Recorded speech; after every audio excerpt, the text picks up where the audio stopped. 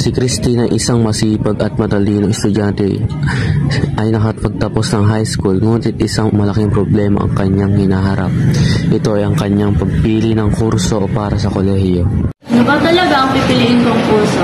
Kasi lahat ng kurso ay parang interesante. Pero paano ko malalaman kung ano ang maganda at interesantong kurso? Seryoso anak, kailangan mo ng praktikal. Pumili ng kurso mas maganda para sa iyo kinabukasan. Anak, mahal namin ang iyong kaligayahan. Nasa iyo kung ano ang pipiliin. Nag-suporto mo lang kami para mabot mo ang iyong pangarap.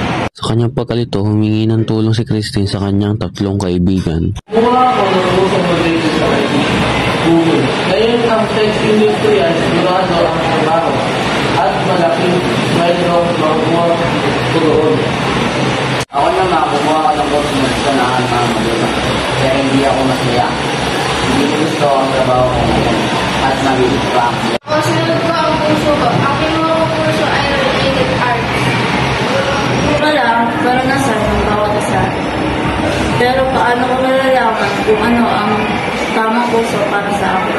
Sa kanyang pag-iisip at paghahanap, nakilala ni Christine ang isang pantas na nakapagpayo. Good morning, Christine. Good morning, Sir Peter. Christine, ang pagpili ng kurso o trabaho ay isang mahalagang desisyon, pero hindi ito dapat ikabahala ang pera. Hindi ito dapat ikabahala ay kilalanin mo ang iyong mga talento.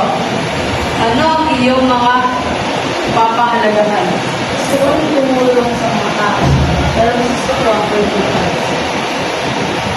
Base sa iyong mga sinabi, maaari mong isaalang-alang ang mga kursong related sa social work education.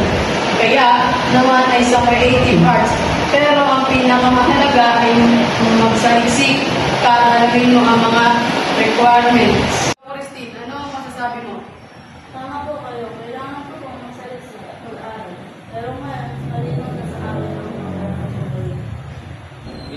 Tama.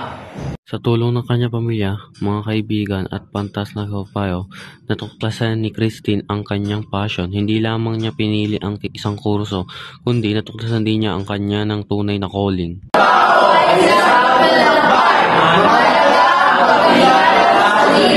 pagmingi ng tulong at pagsasaliksik. Sundin ang iyong puso at huwag magbago ang harap.